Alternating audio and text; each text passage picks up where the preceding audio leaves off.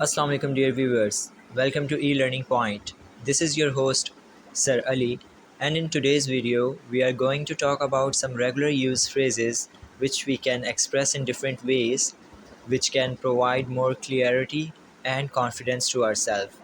For example, the first phrase in today's video is I agree. जैसा कि dear viewers हम देखते हैं कि रोज़ हम लोग अपनी नॉर्मल गुफ्तगू के अंदर आई एग्री वर्ड यूज़ कर रहे होते हैं अपनी रेगुलर जो है डिस्कशन के अंदर।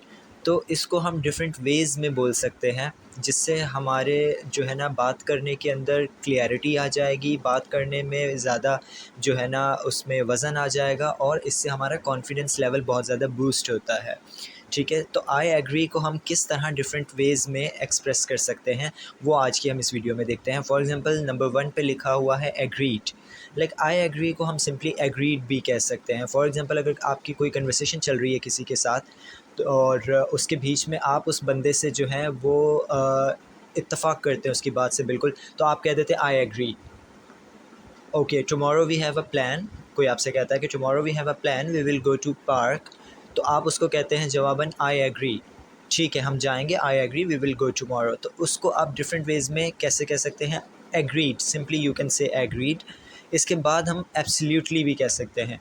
तो अगर कोई आपको कहता है कि okay so tomorrow we have plan that we are going to park, तो आप उसको कह सकते हैं simply absolutely we will go tomorrow.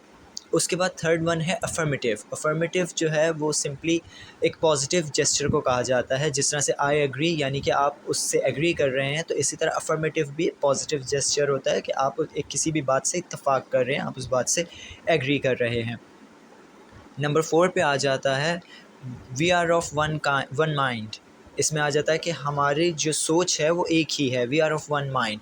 तो अगर कोई आपको कहता है कि ठीक है क्या आज शाम आप फ्री हैं ताकि हम लोग जो है वो चाय पे चल सकें, तो आप उसको कह सकते हैं for sure we are of one mind, I agree with you. ये वही चीज़ होती है, we are of one mind. Number 5 पे आ जाता है नो डाउट अबाउट इट। अगर कोई बात कर रहा होता है कि कल जो है वो मैं जुरासिक पार्क मूवी देखने गया हुआ था, आपका दोस्त आपको कहता है और यार बहुत ज़बरदस्त फ़िल्म थी वो, आई रियली इन्जॉयड इट, तो आप उसको कह सकते हैं no doubt about it, because आपने ख़ुद भी वो मूवी देखी हुई है और आप एग्री करते हैं कि वो मूवी वाकई बहुत ज़बरदस्त है, तो आप उसमें कहते हैं नो डाउट अबाउट इट। फिर हम देखते हैं आगे कि आवर थाट्स आर पैरेलल। ये एक और वे है, जिससे हमने बीच में देखा था कि we are of one mind, कि हमारी सोच मिलती है। तो आवर थाट्स आर पैरेलल, आप आई एग्री को आवर थाट्स आर पैरेलल ये भी कह सकते हैं कि हमारी सोच जो है वो बिल्कुल एक जैसी है। और last but not the least, इस लिस्ट के अंदर आई एग्री को हम डेफिनेटली भी कह सकते हैं, जो कि यूजुअली यूज़ भी हो रहा होता है।